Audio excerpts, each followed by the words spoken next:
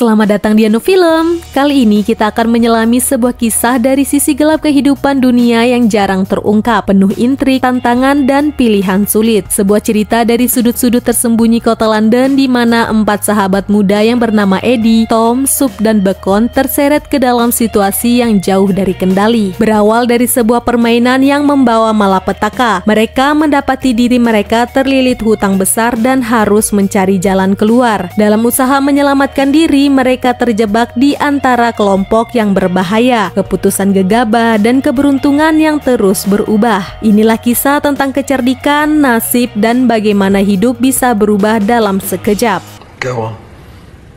Di awal film, kita dikenalkan pada Bacon, pria cerdik yang sehari-harinya mengais untung dari pedagang barang-barang tak biasa. Meski hidup di jalur yang agak belok, Bacon lebih mengandalkan kepintaran dan kemampuan bicaranya ketimbang otot yang ya bisa dibilang cuma bermodal nekat.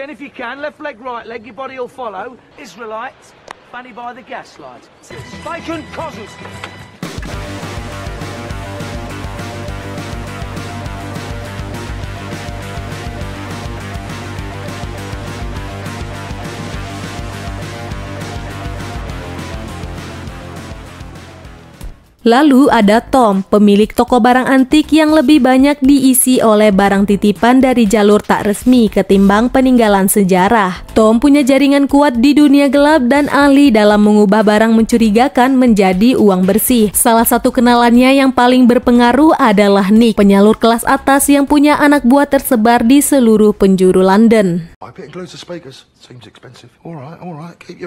Kemudian ada Sup, seorang koki yang sebenarnya cuma ingin hidup tenang, masak enak, dan jauh dari dunia gelap. Tapi karena loyalnya sama teman-teman, dia malah ikut terseret dalam kekacauan. Sup bisa dibilang satu-satunya yang masih mikir logis di antara mereka. Dan yang terakhir, Eddie, si jago main kartu yang bisa membaca ekspresi lawan seperti buku terbuka. Sayangnya rasa percaya dirinya yang kelewat tinggi justru jadi awal dari bencana besar yang menyeret ketiga temannya masuk ke jurang masalah. Dan inilah kisah kacau balau kita, Luke, Stuck, and Two Smoking Petals.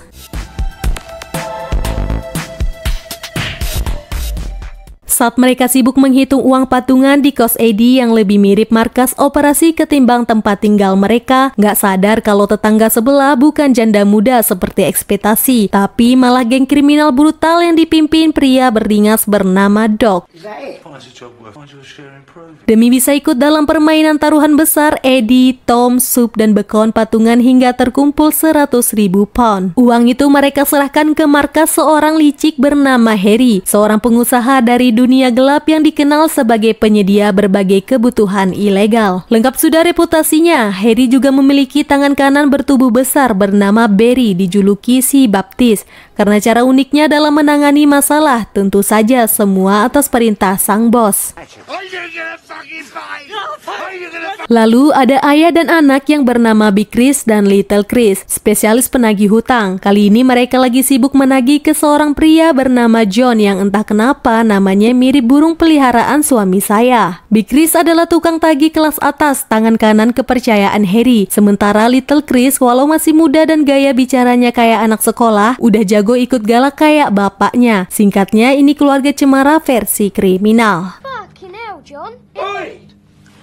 Kita juga dikenalkan pada sekelompok ilmuwan muda yang awalnya pengen jadi penemu hebat, tapi malah beralih profesi jadi petani ganjoy skala rumahan. Dipimpin oleh Winston bersama Willy dan Charles, mereka bisa dibilang ilmuwan botani paling sukses di sudut kota London. Harry tiba-tiba punya ide brilian, menyuruh Barry mengambil senapan antik mahal yang akan dilelang. Maka Barry menemui dua anak buahnya yang bernama Johnny dan Jono di sebuah klub malam. Tapi alih-alih fokus ke rencana, mereka malah gagal fokus sibuk nonton hiburan malam. Setelah itu Barry ingat misinya dan langsung menyuruh mereka mengambil senapan tersebut. Tapi Johnny dan Jono ngambek, "Bos, kita biasa ngambil mobil sport bukan barang museum." Barry tentu nggak mau dibantah. Dengan ekspresi kecut dia membentak, "Ini tugas dari bos Harry, bukan permintaan tukang tambal ban." Johnny dan Jono pun akhirnya nurut dengan ekspresi pasrah seperti habis dipotong uang lembur. Do we know about antiques? I hate these fucking southern fairies. Saat hendak menggasak, Johnny memiliki ide untuk menghindari dikenali. Mereka sepakat ganti nama jadi Jojo dan Bejo, kamuflase mendadak yang norak tapi kreatif. Begitu berhasil ambil senapan, bukannya kabur, mereka malah kalap ngumbek-ngumbek isi rumah berharap nemu bonus. Bahkan si nenek penghuni rumah pun sempat mereka interogasi ringan ala preman pasar dengan gertakan yang lebih dramatis daripada hasilnya. Tapi saat mereka sibuk mengobrak-abrik rumah dan menyuruh dengan nada tinggi, takdir malah berkata lain. Tiba-tiba terjadi sesuatu yang bikin Jojo dan Bejo langsung nyesel seketika. Sementara itu di tempat lain, Eddie sudah tiba di lokasi permainan berisiko tinggi. Tapi aturan ketat membuat tak hanya dia yang boleh masuk ke ruangan utama. Tom, Sup, dan Bekon harus pasrah nongkrong di bar kecil di seberang, pura-pura santai sambil menahan deg-degan. Eddie mulai bermain. Awalnya ia berhasil menang beberapa ronde kecil dan makin percaya diri. Tapi tanpa ia tahu, permainan ini sudah dijebak dari awal. Barry si pembaptis telah memasang kamera tersembunyi yang mengarah ke kartu Eddie yang membuat Harry bisa membaca semua gerakan dan strategi lawan. Ketika momen penting tiba, Harry mendapat kartu lebih baik. Eddie yang merasa di atas angin malah makin agresif menaikkan taruhan, hingga akhirnya angka taruhan menyentuh 100.000 pound. 100 grand. Melihat kesempatan, Harry menggoda lebih jauh. Ia menaikkan taruhan jadi 150.000 pound. Eddie mulai ragu dan panik, uangnya nyaris habis. Tapi di momen genting itu, Harry menunjukkan sikap baik hati, menawarkan pinjaman 500.000 pound dengan syarat yang luar biasa, yaitu utang harus dibayar lunas dalam waktu 1 minggu. Dengan pikiran bercampur tekanan, panik, dan keputusasaan, Eddie menerima tawaran itu. Ia melanjutkan permainan dan akhirnya kalah telak. Tak cukup membuat Eddie bangkrut, Barry si pembaptis pun menyampaikan pesan mengesankan. Kalau hutangnya nggak lunas dalam 1 minggu, bar ayahnya bakal jadi milik Harry. Dan jangan pikir Eddie bisa kabur, teman-temannya juga bakal kena akibatnya. Bahkan tetangga sebelah pun bisa ikut repot. Eddie yang tadinya cuma pucat, sekarang udah kayak zombie habis nyemplung di got. Tangannya gemeteran, nafas ngos-ngosan, dan mukanya mirip orang yang baru tahu janda sebelah ternyata jualan cilok. Ia pun menjelaskan ke teman-temannya bahwa dia kalah bermain dan sekarang berutang besar ke mafia kelas kakap. Batas waktunya hanya 1 minggu. Kalau telat bayar, konsekuensinya nggak bisa mereka bayangkan. Tom langsung naik darah, sementara Sup si paling waras langsung panik. Bro, kabur aja yuk sebelum kita jadi sup buntut beneran. Bekon lalu menjelaskan, ia menceritakan soal reputasi Harry yang punya julukan mengerikan yaitu kapak. Dulu ada anak buahnya yang nekat berbohong yaitu Smith Robinson. Dan apa yang terjadi? Bukan menggunakan sajam, tapi percaya atau tidak, Harry ngamuk dan membarbar dia pakai benda aneh dari toko dewasa. Ukurannya nggak masuk akal. Endingnya, Smith langsung tumbang. Sejak itu, semua orang sadar nyenggol Harry sama aja kayak nyemplung di kolam piranha sambil bawa daging sapi. Sementara itu, adegan pindah ke markas Doc. Ia sedang menginterogasi 2 pria, satu disenggol jatuh ke lantai, satunya lagi di langit-langit seperti dekorasi horor. Akhirnya, pria bernama Garden tidak tahan. Dengan suara gemetar, dia bocorin lokasi uang yang dicari Doc tersimpan di lemari tua di sudut ruangan. Anak buah Doc si Plank langsung buka lemari itu dan jackpot. Di dalamnya bukan cuma uang tunai, tapi juga bahan-bahan yang biasanya cuma kita lihat di film-film kriminal larut malam. Setelah merasa puas, Doc dengan gaya khasnya menyelesaikan urusan dengan 2 pria itu. Dinginnya bukan main. Sementara itu, geng petani ganjoy sedang sibuk meneliti produk mereka sendiri. Rumah mereka lebih mirip laboratorium aromaterapi daripada tempat tinggal biasa. Mereka bukan cuma penjual, tapi juga pelanggan setia bisnis sambil menikmati hasil. Tiba-tiba, Plank datang untuk membeli ganjoy. Saat lagi ngobrol, Plank tidak sengaja menjatuhkan segepok uang tunai milik Winston dan kawan-kawan. Melihatnya, mata Plank langsung melotot kayak baru lihat karpet terbang. Winston setengah sadar cuma bisa nanya, mau beli berapa banyak bro? After and halfway.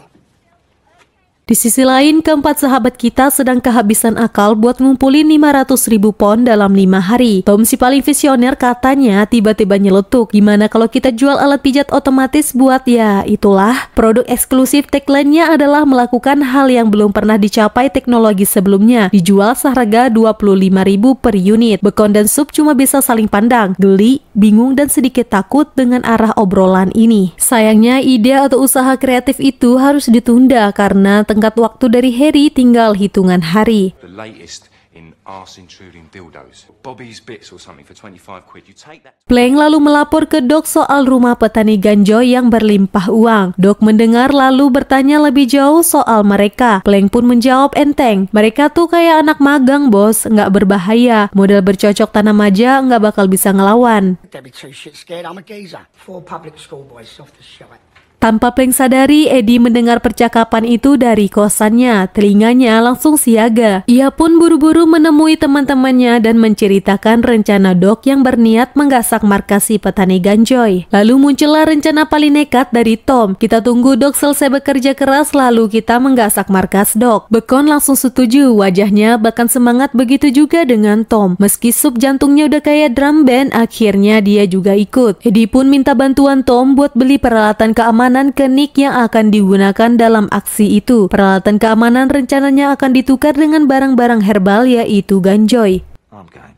Me too.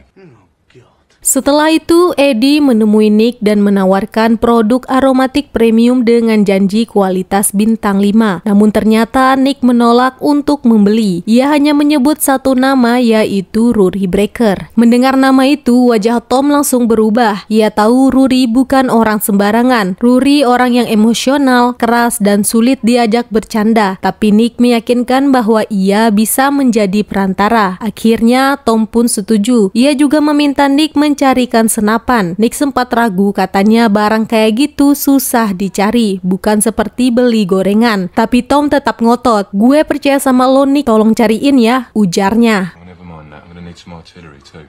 Kemudian muncullah sosok Rory Breaker, pria yang sekilas tampak santai sedang asyik makan es krim. Tapi jangan tertipu, di balik senyum itu ada api yang siap menyala kapan saja. Nick mulai menjelaskan maksud kedatangannya menawarkan produk herbal premium kepada Rory. Rory menatap tajam lalu berbicara pelan tapi dengan tekanan yang terasa jelas. Kalau barangnya emang bagus, gue ambil 3.500 per bungkus. Tapi kalau ternyata zong, siap-siap, hidup lo kayak film trailer Korea.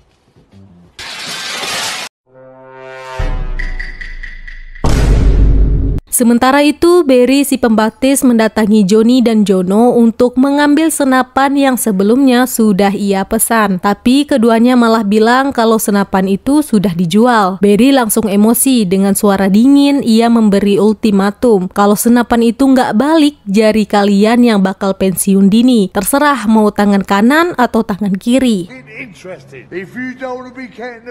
Di tempat itu, Nick kembali menemui Tom sambil membawa senjata yang sebelumnya diminta. Tapi begitu melihatnya, Tom langsung cemberut. Ini senapan atau besi tua? Katanya sangat kesal. Ia kecewa senapan itu terlihat lusuh dan tidak meyakinkan. Tom bahkan khawatir bakal jadi bahan tertawaan teman-temannya sendiri. Lalu ia bertanya soal calon pembeli barang mereka. Nick menjawab santai, Rory Breaker sudah siap ambil, tinggal kamu yang harus siapin mental. Well, they're lacking in criminal credibility, and I might get laughed at. Rory Breaker's standing by.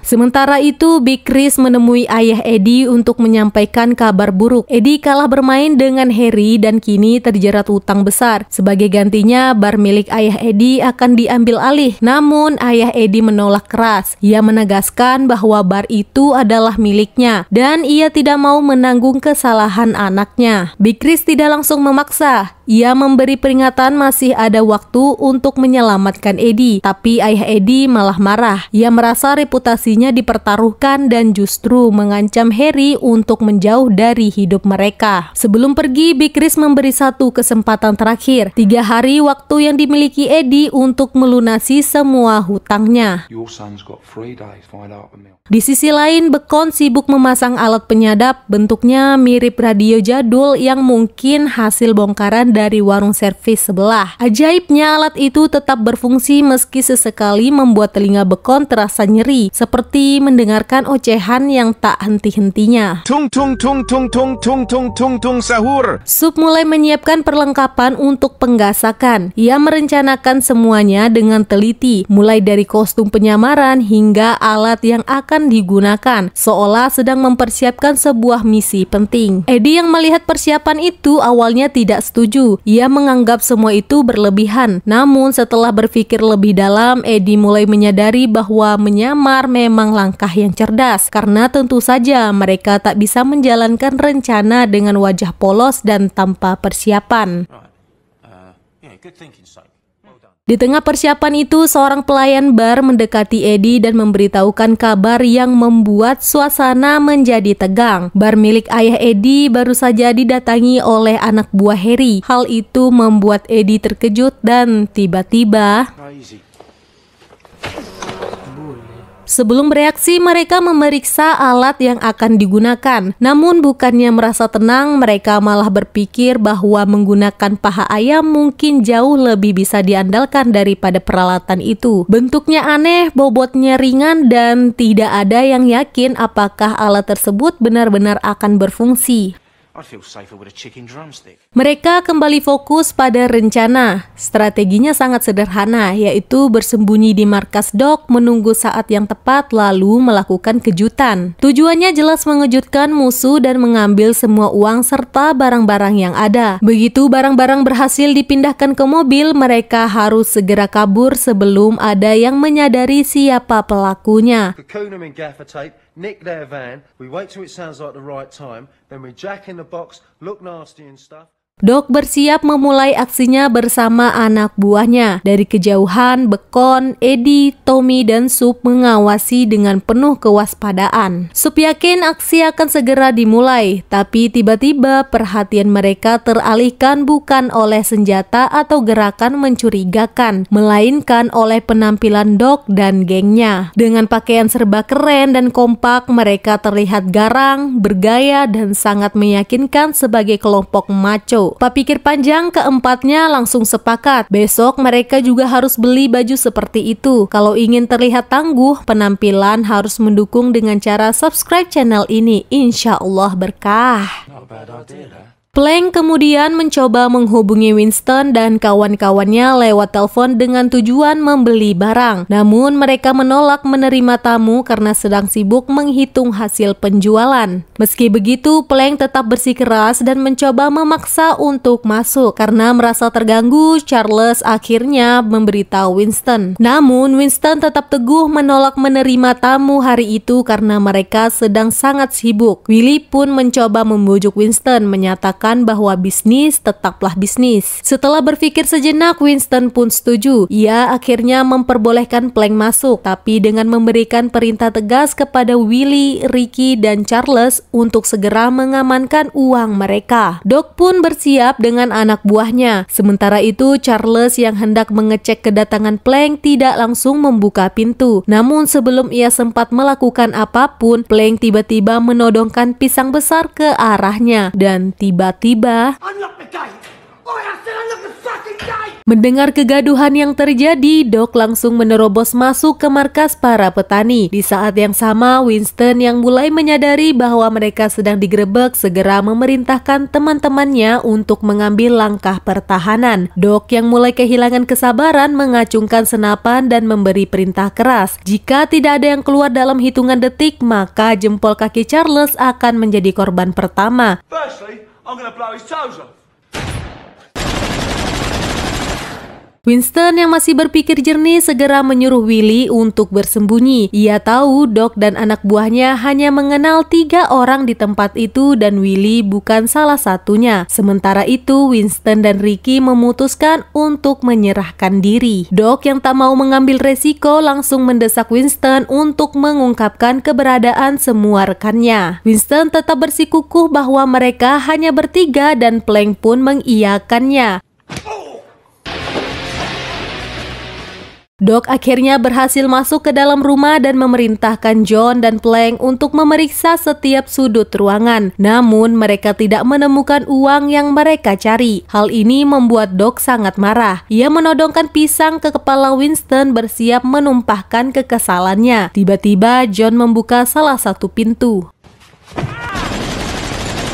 awalnya berniat mencelakai Willy, tapi niat itu langsung berubah saat ia melihat tumpukan uang dalam jumlah besar di salah satu ruangan. Matanya berbinar dan tanpa pikir panjang, ia memerintahkan anak buahnya untuk mengangkut semua uang itu ke dalam van. Namun di luar sana kejutan lain menunggu. Seorang petugas lalu lintas sedang menjalankan tugas seperti biasa. Anak buah Doc pun mencoba mengalihkan perhatian sang polisi dengan cara yang tidak direkomendasikan, apalagi di kota seperti London. Sementara itu di dalam rumah saat John hendak menyerang Willy, tiba-tiba pacar Willy terbangun. Dalam keadaan panik dan penuh keberanian, ia meraih senapan dan membuat suasana di ruangan langsung kacau. Anggota geng Doc terkejut dan berhamburan mencari perlindungan.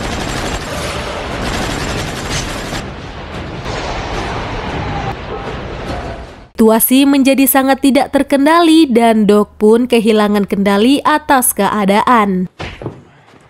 Di sisi lain, Bacon, Tommy, Soup, dan Eddie sudah lebih dulu masuk ke markas geng Doc. Mereka berencana menyergap geng itu ketika mereka kembali. Sementara itu, Doc dan anak buahnya berhasil membawa kabur uang dan barang dari tempat Winston. Tapi masalah kembali muncul. Ternyata ada petugas lalu lintas yang masih berada di dalam van mereka. Saat geng Doc akhirnya tiba dan masuk ke dalam, Tommy memberi sinyal. Tiganya langsung bereaksi. Dengan alat seadanya, mereka berhasil melumpuhkan geng itu, mengambil kunci mobil, mengikat para anggota menggunakan lakban, dan menutup mulut Doc. Rencana Tommy sukses besar. Tapi mereka tidak sadar ada satu masalah tertinggal di van. Petugas lalu lintas tadi masih ada di dalamnya. Karena trauma dengan insiden sebelumnya, mereka bertiga langsung mengambil langkah spontan untuk menghindari masalah baru.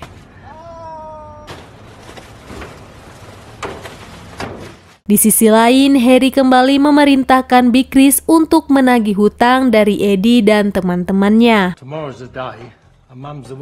Setelah semuanya selesai, mereka memindahkan hasil penggasakan ke kos Eddie. Ironisnya, kos itu berada tepat di sebelah markas geng Doc, hanya beberapa meter dari tempat asalnya. Eddie kemudian memberikan barang itu kepada Tom, memintanya untuk segera menyerahkannya ke Nick agar bisa dijual. Nick pun membawa barang tersebut kepada seorang pemain besar di dunia bawah tanah, yaitu Rory Breaker. Setelah memeriksa kualitasnya, Rory langsung tahu ini barang kelas atas, tapi ia malah menyebut harga yang jauh lebih rendah dari kesepakatan awal. Nick pun terkejut, bahkan sempat protes, tapi Rory dengan senyum licik di wajahnya tetap pada pendiriannya. Ia berkata kalau nggak setuju silakan cari pembeli lain kalau bisa. Ancaman halus itu cukup membuat Nick ketakutan. Ia pun memilih pergi daripada memicu masalah baru.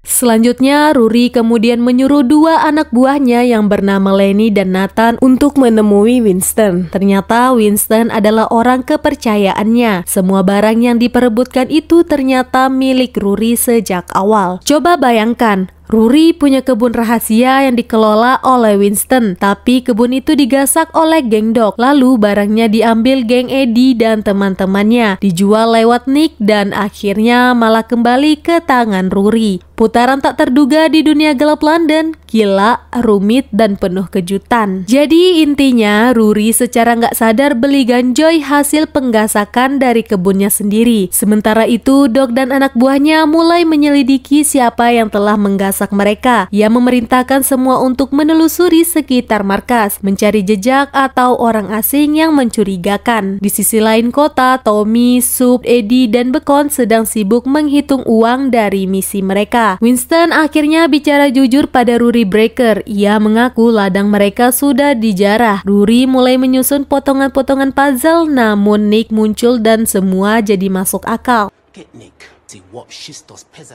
Di tempat lain, Eddie dan kawan-kawan masih larut dalam pesta kecil mereka. Uang di tangan, pikiran melayang, dan bahaya yang lebih besar diam-diam mengintai.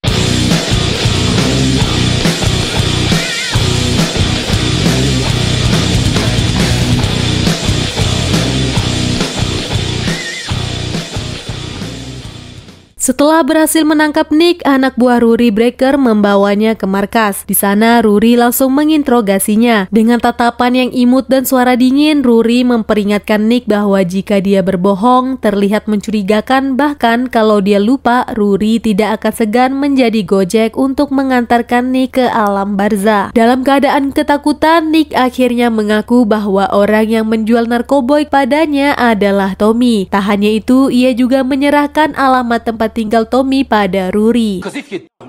Sementara itu, Doc tampak marah-marah pada anak buahnya karena mereka tak menemukan hal mencurigakan di sekitar markas. Meski sudah berusaha menyisir area sekitar, tak ada satupun petunjuk yang bisa mengarah pada pelaku penggasakan itu. Namun, Doc terus mendesak anak buahnya untuk mencari lebih teliti lagi. Bahkan ia menduga bahwa pelaku penggasakan itu adalah tetangganya sendiri. Dan benar saja, dugaan Doc akhirnya terbukti secara tidak sengaja.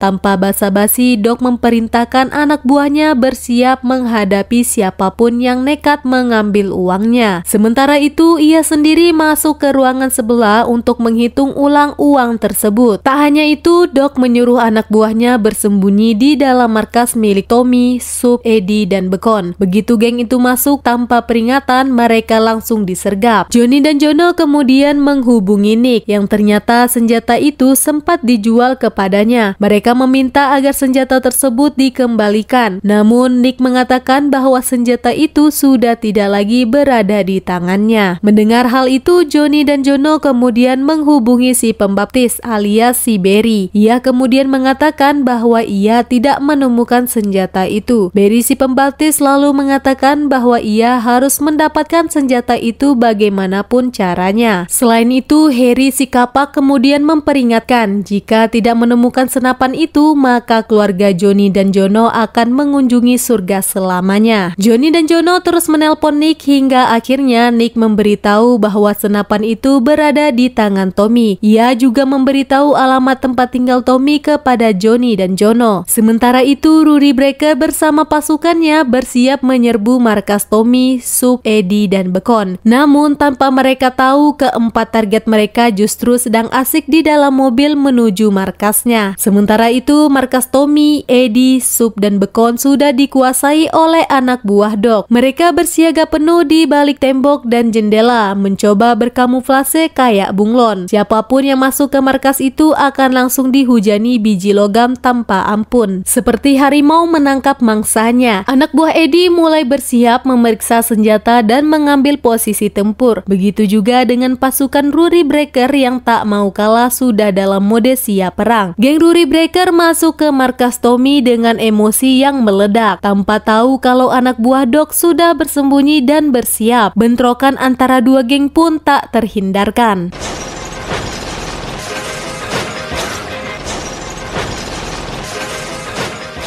Doc yang melihat kekacauan itu langsung panik, lalu kabur sambil membawa uang dan 2 senapan kayak mau buka cabang toko senjata. Tapi dia nggak sadar ternyata Big Chris sudah nongkrong di dekat situ kayak satpam nggak digaji tapi selalu on time. Dan tiba-tiba Johnny dan Jono melihat Big Chris membawa senapan. Mereka pun saling menyuruh satu sama lain untuk mengambilnya. Namun bukannya bertindak, mereka justru berdebat. Maklum, otak mereka sedikit delay akibat terlalu banyak ngelem. Big Chris dan Little Chris kemudian pergi dengan santai dari tempat itu, seolah tak terjadi apa-apa, sambil membawa senjata dan setumpuk uang yang jumlahnya bisa bikin orang pensiun dini. Doc yang kesal langsung nekat menghentikan sebuah mobil di pinggir jalan, lalu mengambilnya tanpa basa-basi kayak ikut lomba GTA dadakan. Tanpa pikir panjang, dia langsung mengejar Big Chris dan Little Chris yang sudah duluan kabur bawa harta karun.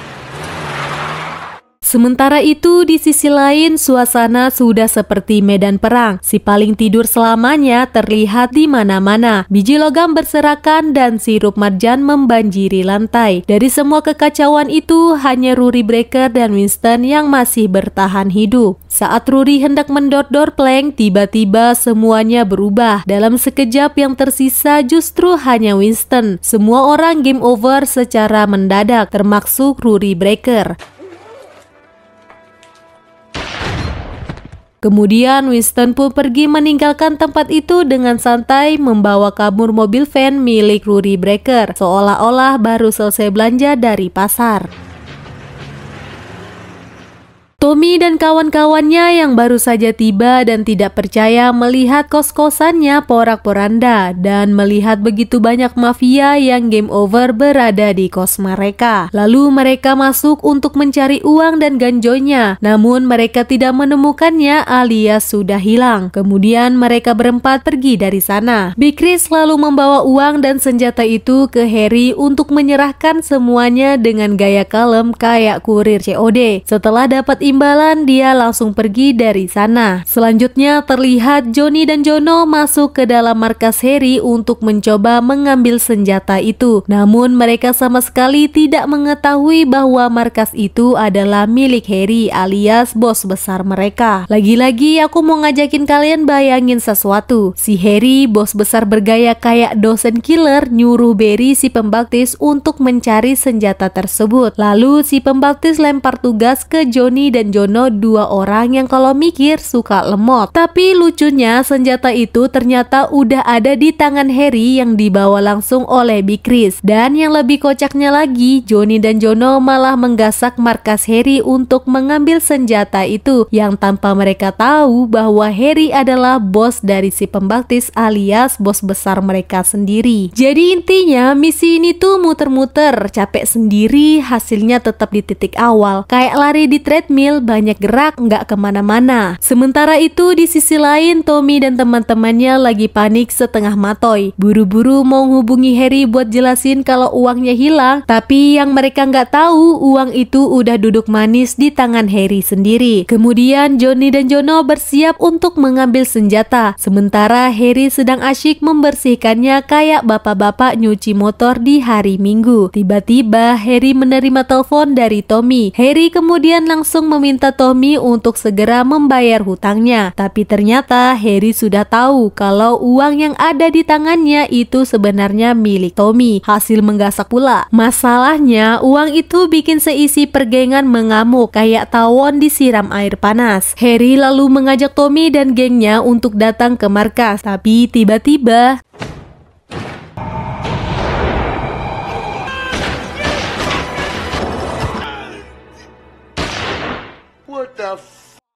selanjutnya, Big Chris masuk ke dalam mobil tanpa menyadari bahwa anaknya Little Chris sedang berada dalam bahaya. Di jok belakang diam-diam muncul Doc yang langsung mengancam keselamatan anaknya. Ia menodongkan pisang dan menyuruh Big Chris untuk menyerahkan uang yang dibawanya. Jika tidak, anaknya Little Chris akan meninggoy. Tanpa pilihan lain, Big Chris menjelaskan bahwa uang tersebut telah diserahkan ke markas Harry. Mendengar hal itu, Doc memaksa agar Big Chris segera menuju ke sana untuk mengambil uang itu. Eddie dan Tommy tiba di markas Harry dengan harapan bisa menyelesaikan urusan. Namun yang mereka temukan justru pemandangan yang menyeramkan. Banyak calon penghuni surga berserakan di berbagai sudut. Menyadari situasi itu, Eddie yang memang dikenal mata duitan langsung tergiur saat melihat uang di sana. Tanpa pikir panjang, ia bergegas mengambil uang di dalam tas itu dan berniat membawanya kabur dari sana. Tommy yang sedikit lebih rasional mencoba mencegahnya, namun Eddie tidak peduli. Saat Eddie sibuk dengan tas berisikan uang, Tommy justru mengambil sebuah senapan, entah untuk berjaga-jaga atau sekedar bingung saking paniknya. Eddie menceritakan ke teman-temannya bahwa Harry sudah meninggoy, yang berarti hutang mereka lunas tanpa bayar. Namun tiba-tiba sebuah motor besar menabrak mereka. Lalu Big Chris yang marah besar langsung membun-bun Doc dengan brutal. Tak ada yang berani melawan Big Chris dan Doc baru saja membuat kesalahan fatal. Big Chris memastikan mobil yang baru saja ditabraknya, lalu melihat sebuah tas berisi uang. Ia langsung mengambilnya dan menuju ke markas Harry. Di sana ia menemukan Tommy yang tengah berpura-pura menjadi orang yang membun-bun Harry beserta anak buahnya. Setelah kejadian itu, Tommy kabur membawa senapan yang sudah ditemukan dan Big Chris pun pergi dari tempat itu dengan membawa uang yang sangat banyak. Di ending film, Big Chris akhirnya menyerahkan seluruh uang itu kepada mereka. Menghindari nasib yang sama seperti yang menimpa Harry. Meskipun Big Chris terkenal galak, ternyata ia sangat takut pada 4 bocah-bocah tersebut. Ya, jujur saja, nggak begitu menakutkan. Saat mereka membuka tas berisi uang, mereka malah terkejut. Uang di dalam tas itu kosong. Yang mereka temukan malah sebuah buku bergambar 2 senapan. Setelah membuka itu, ternyata Big Chris malah mencari 2 senapan yang digambarkan di dalamnya. Ternyata senapan itu bernilai sekitar $300.000. Tapi yang lebih mengejutkan, mereka bertiga ternyata baru saja menyuruh Tommy untuk membuang senjata itu. Dengan wajah bingung dan tak percaya, mereka bertiga sesegera mungkin untuk menghubungi Tommy yang ternyata saat itu sudah berada di sebuah jembatan dan hendak akan membuang senapan yang sangat mahal itu. Dan film pun tamat. Sekarang pertanyaannya, bisakah mereka berempat menemukan senjata itu dan menyerahkan ke Big Chris, atau mereka akan terus tersandung dalam kekacauan ini? Entahlah, aku juga nggak tahu. Tapi satu hal pasti, petualangan mereka belum selesai. Terima kasih buat kalian sudah nonton Nano Film. Jangan lupa untuk like, comment, and subscribe. Aku doakan kalian semua sehat-sehat dan sampai jumpa di alur cerita film selanjutnya. Bye-bye!